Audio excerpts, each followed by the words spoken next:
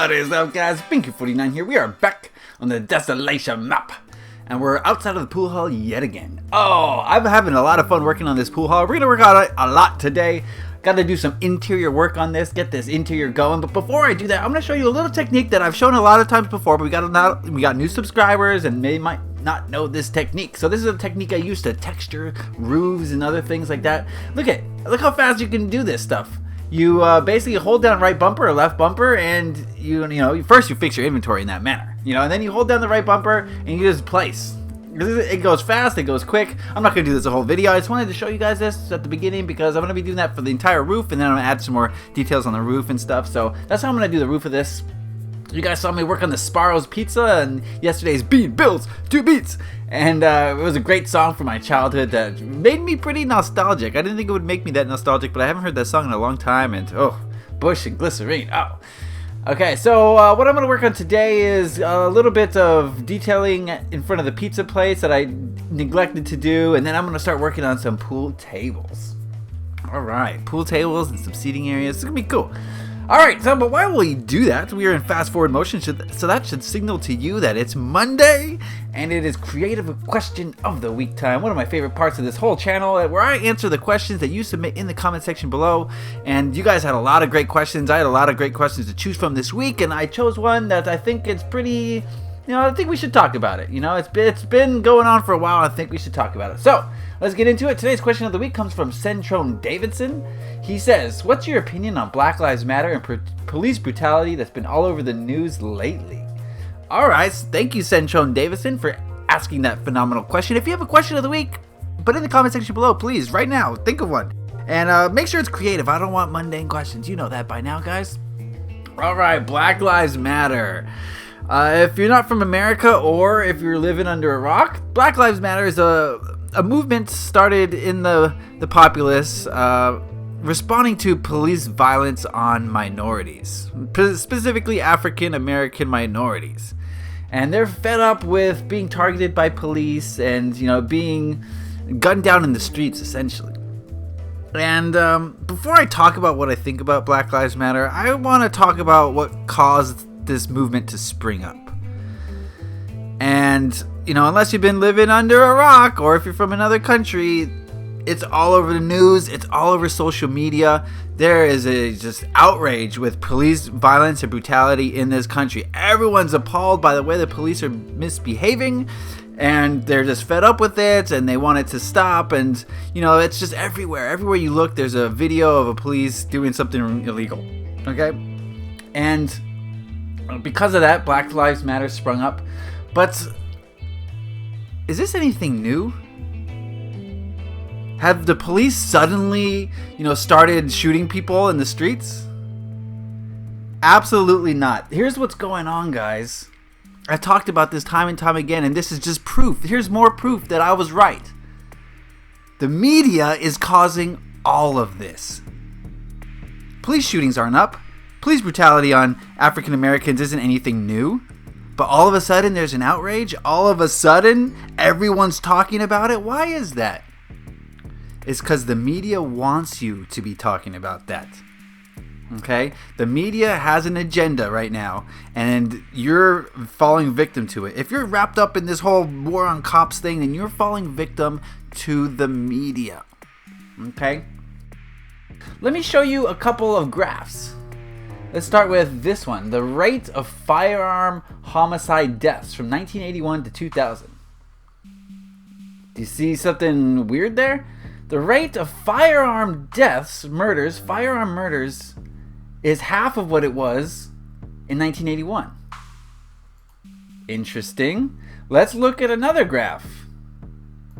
This is violent crime rate in the United States from 1990 to 2014. Look at that chart.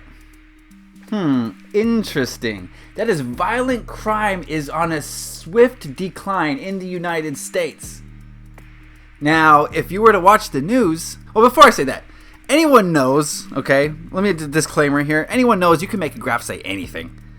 And the smart people among you know that. You can make a graph say anything. So don't take these graphs as gospel. What I want these graphs to do is encourage you to go look at the statistics yourself. Go do some of your own investigating, because the news knows that you are not going to do any investigating yourself. They know that all you're going to do is watch the news, and then whatever they say, you're going to take as the truth. They know that. And that's why they can say anything. They can say whatever. They can paint whatever picture they want to paint. And you will believe it, because not many people will go look at the statistics. But the statistics are that gun crime in this country is at a recent low. It's very low right now. Homicides are low. Crime is dropping fast all across the country. But if you were to watch the news, you would say the opposite is true. You would say that there's more and more police shootings every single day. You would say there's more and more violence on blacks every single day. But that's not true. It's going down. The trend is decreasing. But the media highlights all these stories. They highlight them and they put them on the 6 o'clock news. They put them all over CNN. They bring in advisors to talk about this war on black people when nothing has changed. In fact, it's decreasing. So the media has an agenda here. What could their agenda be? Why would they make us think that police are out of control? Why would they want that? If you've been following along this channel, you know that both the media and the government are controlled by corporations in this country and in most other countries. The corporations control, in a capitalist society, corporations control the government. They control the flow of information, the media. And it's the corporations here that are behind all this, okay? Now, what would the government want with a war on the streets with the police? Let's think about this.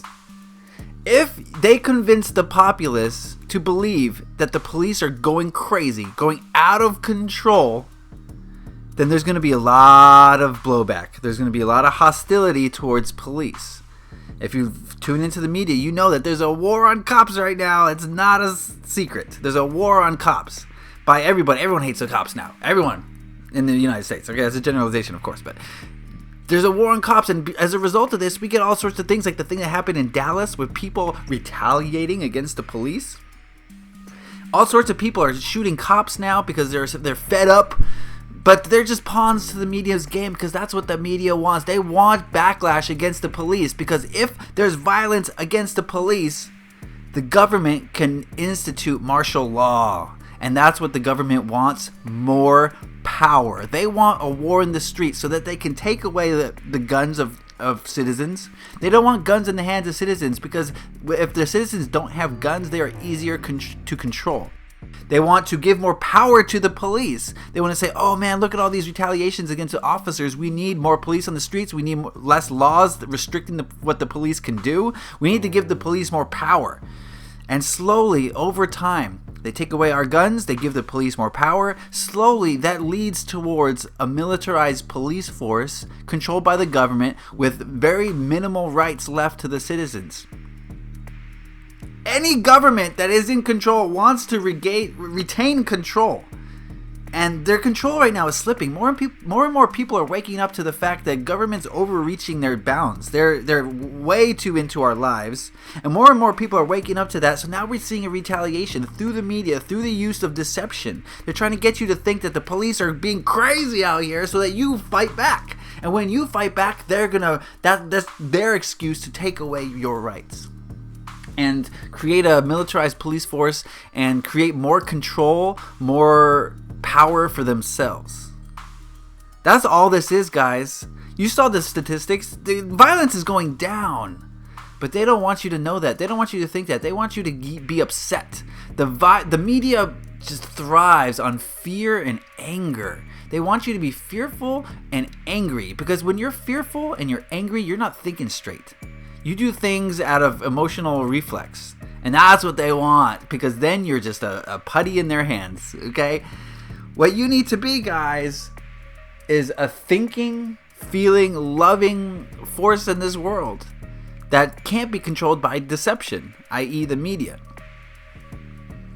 You got to be able to see these things, because if you can't see these things, you're going to be controlled by people. And if you're controlled by people, you're not free. You just have the illusion of freedom, which is kind of what we have now, because so many people are addicted to these horrible news stories that are framed in such a way to make you have an emotional response. The media frames their stories so that you get emotional, so you don't use your brain, you don't use your discernment. Look up the word discernment, guys, if you don't know what that means. And I've talked about this many times before. The best way to attain discernment, the ability to tell right from wrong, truth from lies, is through meditation. And I've been saying this over and over. If anyone wants to ask me a question about meditation, bring it, and I will explain why meditation is the number one way to see through this nonsense, to see through the deception, the lies that they're painting. So Centrone Davidson said it in the question, that he says, what is your opinion on Black Lives Matter and the police brutality that's been all over the news lately?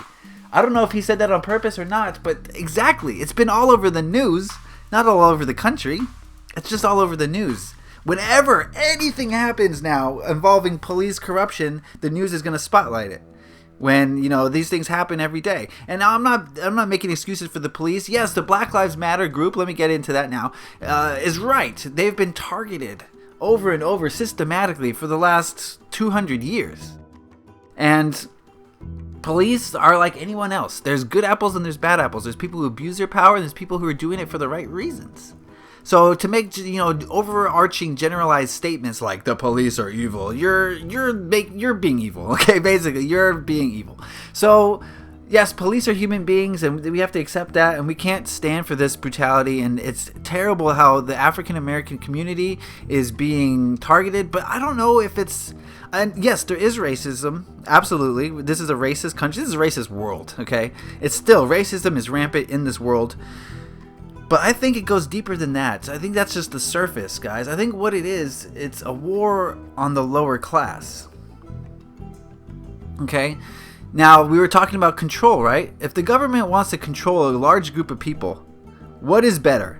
If everyone in that group has a little bit of money, or if most of that group is poor, right? Which is better? If there's a huge lower class, or everyone's a middle class? There's enough abundance for everyone to be middle class, guys, okay? But they want a large, low-income, lower-class system because the lower-class people are easy to control. They don't have any money. They don't have any power. They don't have any say in government. They're just living their lives for themselves, and they're just scraping to get by. And those types of people don't have the time, money, control, power to overthrow the government. Not overthrow, but keep them in line. So they want a larger lower class, so they're going to target the lower class through the police. Keep them in jails, keep them out of schools, out of college, give them poor access to health care. Because if they help the middle class, then those middle class people become if they help the lower class, then that lower class people becomes middle class, and the middle class has a say in government. They have the time, effort, money, power, control to affect government in some way. So they want to keep as many people as they possibly can in the lower class, and the jails are overpopulated in this country because if you're in jail, you're not going to be able to overthrow the government. In fact, you are a prisoner. You're a slave to the government. So the bigger the jails, the better for the U.S. government. The less people having access to health care, the better for the government. The less people having jobs or access to education, the better for the government. And of course, when I say the government, I mean it as a whole. There's good people in government who want these things for the lower class, obviously, of course. But as a whole, overall, the agenda of the government is not to help out the lower class, not at all. They want a subjugated populace so that they can retain control, and they can even increase their control over us so that we become ATM machines to them. They see us as an ATM machine. You go to work for 60 years, you pay half of the money that you worked for yourself for, you pay it to the government so that they can go finance wars overseas where they get themselves richer. Can you not see what's happening here? Discernment, guys, discernment. Again, I'm not trying to generalize everyone in government. There's some beautiful, loving individuals in government who want to see positive change. Bernie Sanders, not Hillary Clinton. Okay, so we messed up, guys. We messed up. Hillary Clinton is not going to help the lower class. She's going to continue the overreaching government that's been here since the beginning of 1776. So we're not going to have change with Hillary Clinton. So you have to make the change, guys. That's what this is all going. This is the whole point of what I'm saying here. In order to make change, you have to change. You have to be able to see through the lies, through the deception. You have to be able to see through that deception and choose the correct path. If you choose the path of the media, you're going to be filled with fear and hatred. And that's not going to get any progress done. That's going to send us backwards. We need to be going forward. So in order to go forward, you need to fill your heart with love and compassion and empathy and see the situation for what it truly is. And instead of spreading hatred to those who are, causing you harm, you need to give them love because they don't have it. That's the foundation of all these problems, is people without love causing harm because they're not loved. And so the only way to defeat this hatred, this fear-mongering, is with love. So be a force for good, guys. Be a force of just love and light and goodness, and you will have done your part to make this place better, to make the whole situation better. You have no control over anything except yourself, and you have more control than you possibly can imagine because you affect millions of people. You really do. People see how you live and they try to emulate it.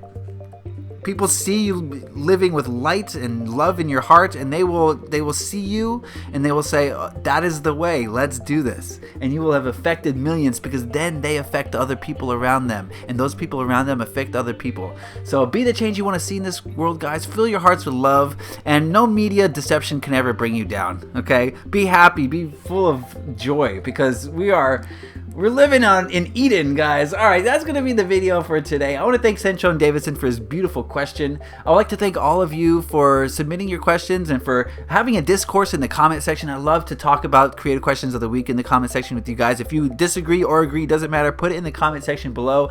And thank you guys. As always, leave a like if you enjoyed this. We're pool hauling, guys. This thing's going to be done in no time. All right, thanks for watching. Happy Minecrafting. Peace.